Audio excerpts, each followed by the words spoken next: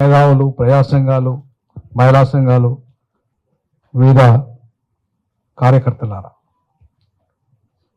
ముఖ్యంగా బాబాసాహెబ్ అంబేద్కర్ స్ఫూర్తితో ఈ సభ జరుగుతుందనేది వాస్తవం. ఎందుకంటే సమైక్య భారతదేశ నిర్మాణం అనేది బాబాసాహెబ్ అంబేద్కర్ గారి కళ. అందుకే ఆయన చాలా స్పష్టంగా 1935 యాక్ట్లోనే యాక్ట్ సందర్భంగా యాక్ట్ను భారతదేశంలో అంటే మన రాజ్యాంగం 1947 యాక్ట్ తెచ్చేటప్పుడే ఒక ప్రతిపాదన చేశారు. ఈ భారతదేశం యునైటెడ్ స్టేట్స్ ఆఫ్ ఇండియాగా ఉండాలని, అంటే ఒక సమైక్య భారతదేశంగా ఉండాలని, ఒక యూనియన్ ఆఫ్ ఇండియా కంటే కూడా యునైటెడ్ స్టేట్స్ ఆఫ్ ఇండియాగా ఉండాలని. అంటే యునైటెడ్ స్టేట్స్ మధ్యలో ఏంటి తేడా అంటే, యూనియన్ అంటే రాష్ట్రాల స్వయం ప్రతిపత్తి కోల్పోతుంది. యునైటెడ్ స్టేట్స్ అంటే రాష్ట్రాల స్వయం ప్రతిపత్తి ఉంటుంది. సమస్య అంతా ఇక్కడే వచ్చింది. ప్రాబ్లం అంతా ఎక్కడ వచ్చిందంటే, భారతదేశం 1947 యాక్ట్ కంటే ముందు అది యునైటెడ్ స్టేట్స్ ఆఫ్ ఇండియాగా అవతరించడానికే ప్రయత్నం చేసింది. ఎప్పుడైతే ఈ దేశ ఆధిపత్య వర్గాలు, బ్రాహ్మణ ఇంకా ఇతర ఆధిపత్య వర్గాలు ఎవరైతే ఉన్నారో మొత్తంగా ఈ దేశాన్ని ఎట్టి పరిస్థితిలో తమ ఆధీనంలో తెచ్చుకోవడానికి, అది ఉత్తరాది ఆధిపత్యము, ఉత్తరాది భాష, ఉత్తరాది సంస్కృతి అనే దాన్ని అప్పుడేనే కుట్ర జరిగింది. 1947 యాక్ట్లోనే కుట్ర జరిగింది. ఆ కుట్ర ఫలితమే ఈరోజు మనం అనుభవిస్తున్నాం. సో ఇవాళ ఆ విషయాలని మనం కొంచెం టైం, ఒక 5 minutes అయినా పర్వాలేదు, మనం కొంచెం మాట్లాడుకుంటే దానికి ఒక క్లారిటీ వస్తుంది. ఎందుకంటే ఈరోజు భారతదేశ జనాభా 150 కోట్లు, ఇంకా 29 రాష్ట్రాలు మాత్రమే ఉంది. 29 రాష్ట్రాలు ఎట్లుంటుంది? 18 సంవత్సరాలుగా విలీనమైన అమెరికా 50 చిన్న రాష్ట్రాలుగా ఏర్పడ్డది.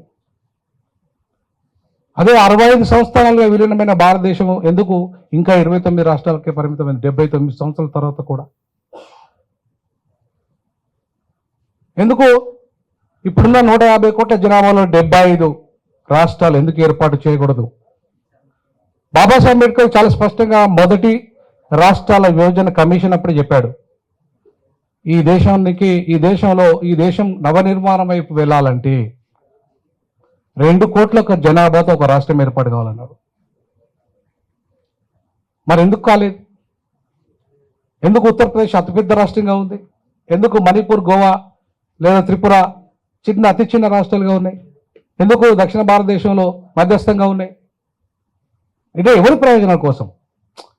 ఎవరు ప్రయోజనాలకు ఉన్నాయి? దేశాన్ని విభజన సరిగా చేసేటప్పుడు, రాష్ట్రాల విభజన జరిగేటప్పుడు శాస్త్రీయంగా ఎందుకు జరగలేదు? ఉత్తరాది ఆధిపత్యం పర్మనెంట్గా ఉండే విధంగా ఎందుకు జరిగింది? అందుకే బాబాసాహెబ్ అంబేద్కర్ చాలా స్పష్టంగా ఫజల్ అలీ కమిషన్కి ఒక లేఖ రాస్తూ చెప్పాడు.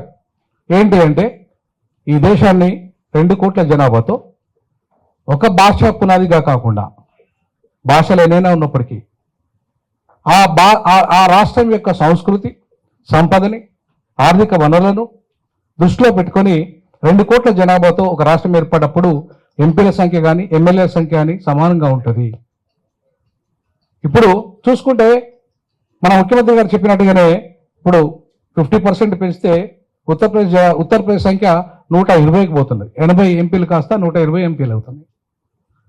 అప్పుడు అంబేద్కర్ ఏమన్నాడు, 55లోనే చెప్పాడు, గీత వేసి అంటే మ్యాప్స్ వేసి ఎక్కడి డయాగ్రామ్ ఉండాలి, అంటే ఉత్తరప్రదేశ్ని ఎన్ని రాష్ట్రాలు చేయాలి, మధ్యప్రదేశ్ని ఎన్ని రాష్ట్రాలు చేయాలి, బీహార్ని ఎన్ని రాష్ట్రాలు చేయాలి, ఆంధ్రప్రదేశ్ని ఎన్ని రాష్ట్రాలు చేయాలి, ఇట్లా మొత్తం దేశంలో ఉన్న ప్రాంతాలన్నింటినీ కూడా ఆయా రాష్ట్రాలను వాళ్ళ నైసర్గిక స్వరూపాలను కూడా గీసి బొమ్మను వేసి ఆయన ప్రతిపాదన పెట్టాడు.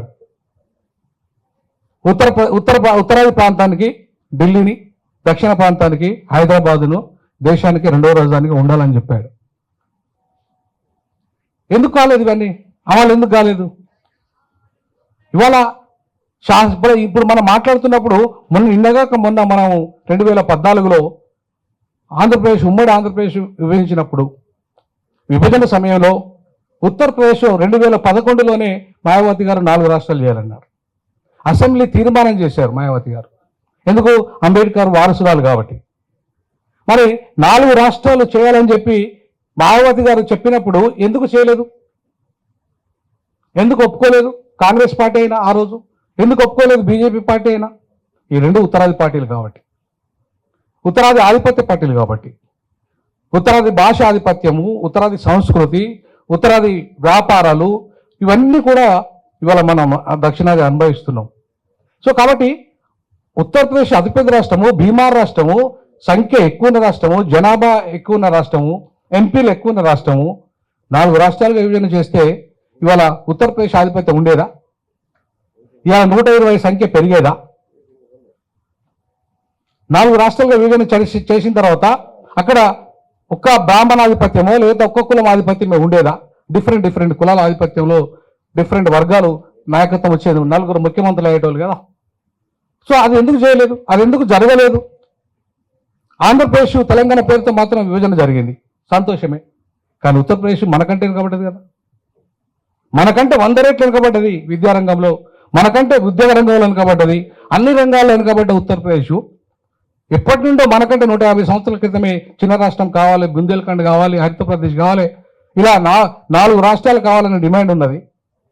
కానీ ఇంతవరకు కాలేదు విభజన. అక్కడే అర్థం చేసుకోవాలి మనం. అంటే అప్పుడు బాబాసాహెబ్ అంబేద్కర్ ప్రతిపాదించినప్పుడు విభజన జరగలేదు, పెద్ద రాష్ట్రాలుగా ఉన్న ఉత్తరాది ప్రాంతాలని. చివరికి ఆంధ్రప్రదేశ్ విభజనప్పుడు కూడా దానికంటే ముందు ప్రతిపాదన ఉత్తరప్రదేశ్ విభజన జరగాలి, అప్పుడు జరగలేదు. అంటే ఈ దేశంలో ప్రజాస్వామ్యాన్ని కాపాడాలనా లేదా ఉత్తరాది ఆధిపత్యాన్ని కాపాడాలనా?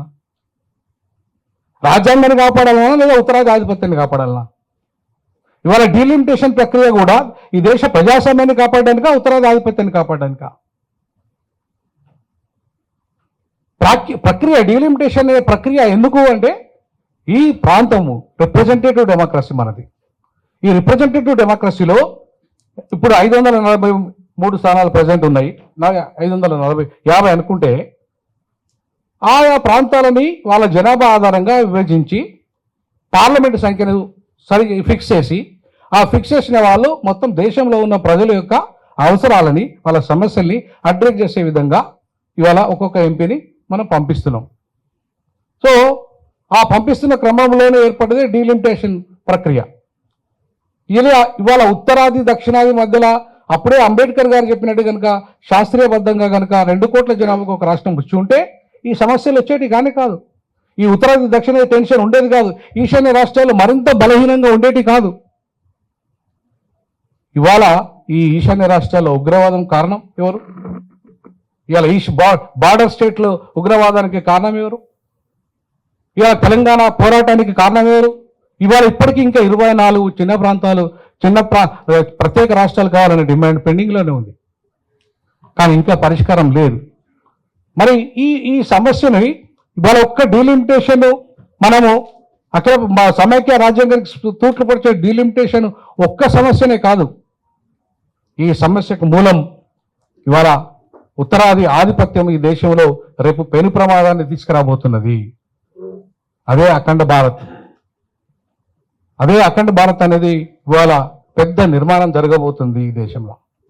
దానికోసమే ఇవాళ డీలిమిటేషన్లో వాళ్ళ సంఖ్యలు 850 సంఖ్య పెరుగుతుంది, కానీ 850 ఆగదు అక్కడ. రేపు దాన్ని నేపాల్ కలుపుకోవాలి, భూటాన్ కలుపుకోవాలి, ఆఫ్ఘనిస్తాన్ కలుపుకోవాలి, పాకిస్తాన్ కలుపుకోవాలి, అఖండ భారత నిర్మాణం చేయాలి. అవన్నీ కూడా పార్లమెంటు సంఖ్య పెరుగుతుంది అక్కడ. అందుకే ఇవాళ ఈ డీలిమిటేషన్ ఇవాళ ఏదైతే మనం ఆర్టికల్ 5581 ఏదైతే ఉందో రాష్ట్రపతికి సంబంధించి ఏదైతే అధికారాలు ఉన్నాయో, ఏదైతే డీలిమిటేషన్ యాక్టులు ఉన్నాయో వాటిని సవరిస్తున్నారు, 2/3 మెజార్టీ నుండి తొలగిస్తున్నారు. ఎప్పుడు డీలిమిటేషన్ అయితే అప్పుడు సంఖ్య పెంచుకోవచ్చు లేదా సంఖ్య తగ్గించుకోవచ్చు. అది దాని వెనుక కుట్ర ఏంటంటే అఖండ భారత నిర్మాణం. అఖండ భారత నిర్మాణానికి ప్రధానంగా వాళ్ళు జమిలీ ఎన్నికలకు ఎందుకు పోతున్నారు? జమిలీ ఎన్నికలు పోవడానికి కారణం ఇదే. సంపూర్ణమైన మెజార్టీని ఈ దేశంలో తీసుకొచ్చి రాజ్యాంగాన్ని పూర్తిగా సవరించి ప్రజాస్వామ్య పరిపాలనను ఒకవేళ వీలైతే అధ్యక్ష తరహాల నియంత్రణతో పరిపాలన తీసుకొచ్చి ఈ దేశంలో మోడీ అమెరికా తరహాలో ఇలా టోటల్ నియంత్రిత ప్రజాస్వామ్యాన్ని నిర్మించే దిశగా అడుగులు వేస్తున్నారు. సో దీని వెనుక పెద్ద కుట్ర దాగి ఉంది. ఈ డీలిమిటేషన్ ప్రక్రియ వెనుక పెద్ద పెద్ద పెద్ద కుట్ర దాగి ఉంది.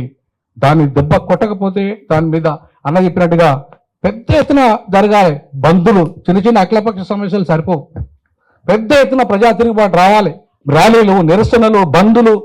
మన కోదండరాం సారు నాయకత్వంలో ఎట్లయితే తెలంగాణ ఉద్యమం జరిగిందో దక్షిణ భారతదేశం ఉద్యమం కూడా ఆ రకంగా జరగాలి. దానికి ఇంతకుముందు అన్న చెప్పినట్టుగా, దేశాయన చెప్పినట్టుగానే స్టాలిన్ లాంటి వాళ్ళు నేతృత్వం వహించాలి. రేవంత్ రెడ్డి లాంటి వాళ్ళు నేతృత్వం వహించాలి. ఎందుకంటే ఒక బలమైన నేతలుగా ఉన్నారు వీళ్ళు ఇక్కడ దక్షిణాదిలో. అక్కడ స్టాలిన్ కావచ్చు, ఇక్కడ రేవంత్ రెడ్డి గారు కావచ్చు, ఇంకా పినరాయి విజయ్ కావచ్చు, ఇట్లా మిగతా వాళ్ళు కూడా చాలా అద్భుతంగా ఒక బలమైన శక్తివంతులుగానే ఉన్నారు దక్షిణ భారతదేశం. కానీ సంఖ్యాపరంగా చూసుకుంటే వాళ్ళకి తక్కువ ఉన్నది. మన పార్లమెంటు సభ్యులు ఎంత 130 మంది, ఇప్పుడు పెంచితే దాదాపు 200 అవుతారు. కానీ వాళ్ళ సంఖ్య ఎంత? 600 చిల్లర అవుతారు. పెంచితే 600 చిల్లర అవుతారు. ఇప్పుడు 400 ఉన్నారు, పెంచితే 600 చిల్లర అవుతారు. అంటే వాళ్ళ సంఖ్య మనకంటే ఇప్పుడు అసలు దక్షిణ భారతదేశంతో పనే లేదుగా. ఇప్పుడు కూడా పని లేదు అనుకోండి. ఒక మాటలో చెప్పాలంటే ఇప్పుడు కూడా పని లేదు. ఎందుకంటే 303 సీట్లతోని ఆల్రెడీ బీజేపీ సంపూర్ణమైన మెజారిటీ సంపాదించుకోగలిగింది. సో కాబట్టి మనతో మన వాళ్ళు ఒక్కరు సపోర్ట్ చేయకపోయినా కూడా ఇప్పుడు ప్రభుత్వాలు 3 సార్లు వచ్చినాయి. ఇప్పుడు ఏంటంటే ఇప్పుడు థర్డ్ టైం మాత్రమే ఇవాళ మన చంద్రబాబు నాయుడు అవసరం వచ్చింది. Third time. అది కూడా ఎందుకు? అది రాహుల్ గాంధీ గారు భారత్ జోడో యాత్ర పెద్ద ఎత్తున చేశాడు. తర్వాత పెద్ద ఎత్తున దేశంలో తిరుగుబాటు వచ్చింది. కాబట్టి ఆ ఇంపాక్ట్ తోని సీట్లు తగ్గిపోయాయి. రాజ్యాంగము మారుస్తున్నారనే దానితోని దేశంలో దళితులంతా తిరుగుబాటు చేసిండ్రు, బడుగు బలహీన వర్గాలంతా తిరుగుబాటు చేసిండ్రు. సో ఆ క్రమంలోనే ఇవాళ తగ్గింది కాబట్టి అనివార్యంగా అవసరం వచ్చింది. సో రేపు ఇది రావాలంటే ఖచ్చితంగా రాష్ట్రాల పునర్విభజన అనేది మళ్ళీ ఒక కమిషన్ ఏర్పాటు కావాలి. టోటల్ 2 కోట్ల జనాభాతో ఒక రాష్ట్రం ఉన్నప్పుడే ఈ దేశంలో నిజమైన ప్రజాస్వామ్యానికి అర్థమవుతుంది, నిజమైన ప్రాతినిధ్యం ఉంటుంది. ఇప్పుడు నిజంగా అమెరికా తీసుకుంటే కొన్ని రాష్ట్రాల సంఖ్య జనాభా పెరిగినా ఎంపీల సంఖ్య సేమే ఉంటుంది. లేదంటే ఉన్న రాష్ట్రాలలో ఎంపీల సంఖ్య సేమ్ చేయండి. ఈ డీలిమిటేషన్ ప్రక్రియలో ఎంపీల సంఖ్య సమానం చేయండి. ఉత్తరప్రదేశ్ అయినా 10 ఉండాలి, మణిపూర్ అయినా 10 ఉండాలి ఎంపీలు. ఆంధ్రప్రదేశ్ అయినా 10 ఉండాలి, తెలంగాణ అయినా 10 ఉండాలి ఎంపీలు. ఒకవేళ అనుకుంటే అట్లా చేయండి. దానికి ఒక పరిష్కారం ఉంటుంది. దానివల్ల ఏమవుతుంది? కానీ హైబ్రిడ్ మోడల్ అనేది పరిష్కారం కాదు. హైబ్రిడ్ మోడల్ అనేది ఒక ప్రతిపాదన మంచిదే కావచ్చు, కానీ అది పరిష్కారం కాదు. ఎందుకంటే ఇప్పుడు ఇంతకుముందు వేరే సార్ చెప్పారు. ఎందుకంటే హైబ్రిడ్ మోడల్ అంటే ఏంటి? ఇప్పుడు హైదరాబాద్, రంగారెడ్డి డబ్బులు వచ్చినాయి, 8 లక్షల కోట్ల రూపాయలు ఇదే కాంట్రిబ్యూట్ చేస్తుంది. అంటే ఇక్కడ సంఖ్య పెంచాలా? మరి అట్లాంటి జిల్లాలు ఏం కావాలి? సో కాబట్టి హైబ్రిడ్ మోడల్ అనేది ఒక అశాస్త్రీయమైన పద్ధతి అని నా అభిప్రాయం. సో అంతేకాకుండా శాస్త్రీయమైన పద్ధతి ఏంటి అంటే వీలైతే మొత్తం పునర్విభజన కమిషన్ ఏర్పాటు కావాలి. 2 కోట్ల జనాభాతో ఒక రాష్ట్రం ఏర్పాటు కావాలి. లేదా ఇప్పుడున్న ప్రస్తుత రాష్ట్రాలని పెంచలేకపోతే పార్లమెంట్ సంఖ్య సమానం చేయాలి. పార్లమెంట్ సంఖ్య నువ్వు జనాభా 25 కోట్లు ఉన్నా సరే 10 ఎంపీలే ఉండాలి. నువ్వు ఇక్కడ 1 కోటి మంది జనాభా ఉన్నా 10 ఎంపీలే ఉండాలి. లేదా 10 లక్షల జనాభా ఉన్నా 10 ఎంపీలే ఉండాలి. సమానమైన ప్రాతినిధ్యం ఉండాలి. సో ఆ రకమైన డీలిమిటేషన్ ప్రక్రియను మనం ప్రతిపాదించినా కూడా రేపు ఇది ఒక రకంగా ఉపయోగపడుతుంది. ఇంకంతేకాకుండా ఇంకా చాలా అంశాలు ఉన్నాయి, కానీ టైం లేదు. అన్న నా వైపు చూస్తున్నాడు కాబట్టి ఇక నేనేమంటున్నానంటే రొటేషన్ పద్ధతిలో ప్రధానమంత్రి 10 ఉండాలి. రొటేషన్ పద్ధతిలో నువ్వే ఎందుకు ఉండాలి? ఉత్తరాది వాడిని ఎప్పటికి ఎందుకు ఉండాలి ప్రధానమంత్రిగా? మేమెందుకు ఉండద్దు? కాబట్టి రొటేషన్ పద్ధతిలో ప్రధానమంత్రి 10 ఉండాలి. అట్లాగే డిప్యూటీ ప్రైమ్ మినిస్టర్స్ ఉండాలి. నువ్వు ప్రధానమంత్రి ఒక ప్రాంతానికి ఉంటే మిగతా ప్రాంతాలకి అది డిప్యూటీ ప్రైమ్ మినిస్టర్స్ ఉండాలి. వాళ్ళ లేకపోతే ఏమవుతుంది? మీ ఒక్కరిదే రాజ్యం అయిపోయింది. అక్కడ మీరు ఒక్కరే నిర్ణయాలు చేస్తున్నారు. మేమెందుకు ఉండాలి మరి ఈ దేశంలో? మేము ఉండాలంటే మా భాగస్వామ్యం ఉండాలి కదా అక్కడ. కాబట్టి మీరు ప్రధానమంత్రిగా ఉంటే మిగతా ప్రాంతాలు ఏవైతే ఉన్నాయో, ఉత్తరాది వాళ్ళ ప్రధానమంత్రి ఉంటే దక్షిణాది నుండి, తర్వాత మధ్య భారతదేశం నుండి, ఈశాన్య భారతదేశం నుండి ఉప ప్రధానమంత్రులు ఉండాలి. అట్లాగే మీకు ఢిల్లీలో పార్లమెంట్ ఉన్నట్టుగానే మాకు హైదరాబాద్లో ఉండాలి, కోల్కతాకు కూడా ఒక పార్లమెంట్ ఉండాలి. 3 సెషన్స్ పెడుతున్నాం కదా. ఓ సెషన్ అక్కడ పెట్టండి ఢిల్లీలో, ఓ సెషన్ హైదరాబాద్లో పెట్టండి, ఓ సెషన్ కోల్కతాలో పెట్టండి. ఎందుకంటే ఈశాన్య రాష్ట్రాలలో ఆ పార్లమెంటు నడుస్తున్నట్టుగా ఉంటుంది, మా దక్షిణ భారతదేశంలో పార్లమెంటు నడుస్తున్నట్టుగా ఉంటుంది, మీ ఈశాన్య రాష్ట్రంలో నడుస్తున్నట్టుగా ఉంటుంది. అంటే ఈ పరిపాలన ఫలాలు ఒక ఉత్తర భారతదేశానికి ఎందుకు రావాలి? దక్షిణ భారతదేశం అనుభవించొద్దా? ఈశాన్య రాష్ట్రాలు అనుభవించొద్దా? సో ఈ రకంగా వాళ్ళకి ఇవాళ ప్రతిపాదన అంబేద్కర్ గారు ఎప్పుడో ప్రతిపాదించారు, హైదరాబాద్లో రెండవ రాజధాని చేయండి. మనం ఇంకో ప్రతిపాదన కూడా చేయాలి, ఈశాన్య రాష్ట్రాలు కోల్కతాలో కూడా ఒకటి పెట్టండి. అట్లాగే సుప్రీంకోర్టు బెంచ్లు కూడా ఎందుకు ఏర్పాటు చేయకూడదు? ఇవాళ ఒకటే సుప్రీంకోర్టు ఎందుకు ఉండాలి? ఇవాళ 10 కోట్ల కేసులు ఎందుకు పెండింగ్లో ఉండాలి? కేసులన్నీ 10 కోట్ల కేసులు పెండింగ్లో ఉన్నాయి ఇప్పుడు భారతదేశంలో. ఈ భారతదేశంలో న్యాయ వ్యవస్థ దుర్మార్గంగా ఉంది. ఒక అపియరెన్స్ అక్క చెప్తుంది, ఢిల్లీలో ఒక అపియరెన్స్కు 1 గంట సేపు ఉంటే 5 లక్షల ఫీజు తీసుకుంటుండు ఒక అడ్వకేట్ అక్కడ ఢిల్లీకి పోతే. మరి ఎందుకు ఉండాలి? ఇక్కడ బెంచ్ పెడితే మనకు చాలా తక్కువ ఫీజులో మన వాళ్ళు సుప్రీంకోర్టు బెంచ్ వస్తే నిర్ణయాలు చేసే అధికారం వస్తుంది, కేసులు వేసే అధికారం వస్తుంది మనకు. మన కాడే కాకుండా దక్షిణ భారతదేశమే కాకుండా కోల్కతాలో ఒక బెంచ్ పెట్టండి, బాంబేలో ఒక బెంచ్ పెట్టండి, హైదరాబాద్లో ఒక బెంచ్ పెట్టండి. సో ఈ రకంగా న్యాయ వ్యవస్థ కూడా సమానమైన ప్రాతిపదికగా న్యాయం జరిగే విధంగా ప్రతిపాదనలు ఉండాలి.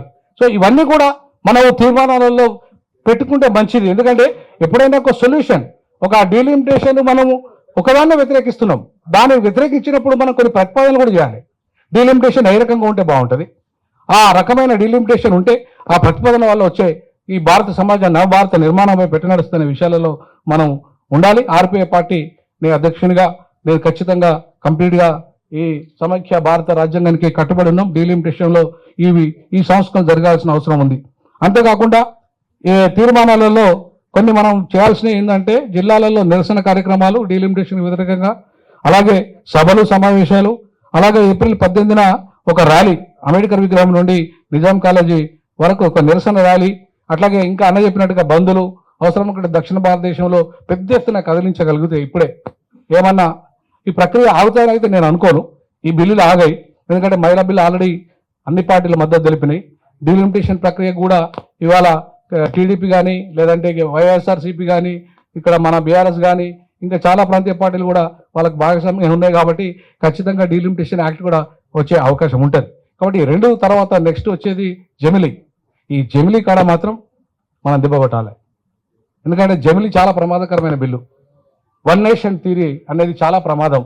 1 నేషన్ థియరీ కాదు, అది ఉత్తరాది థియరీ, ఉత్తరాది భాషా థియరీ, ఉత్తరాది ఆధిపత్య థియరీ, ఉత్తరాది ఆర్థిక థియరీ. ఈ దీన్ని పెద్ద ఎత్తున దేశంలో నిరసన కార్యక్రమాలు జరగాలి. ముఖ్యంగా దక్షిణ భారతదేశంలో పెద్ద ఎత్తున అంటే రోడ్ల మీదకి వచ్చి మనం ఎట్లయితే సకల జనుల సమ్మె చేసినట్టు చేయాలి. సారు మన కోదండరామ్ సార్ బెస్ట్ ఎగ్జాంపుల్ ఉన్నారు ఇక్కడ. సో ఆ రకంగా పెద్ద ఎత్తున కదిలించగలుగుతూనే ఉత్తరాది కదిలొస్తుంది, అప్పుడే మనకు న్యాయం జరుగుతుంది. ఆ దిశగా అడుగులు వేద్దామని ఆర్పీఐ పార్టీ బాబాసాహెబ్ అంబేద్కర్ వారసునిగా మా పార్టీ సంపూర్ణంగా మీతో కలిసి పనిచేస్తానని తెలియజేస్తున్నాం. జై భీమ్, జై భారత్.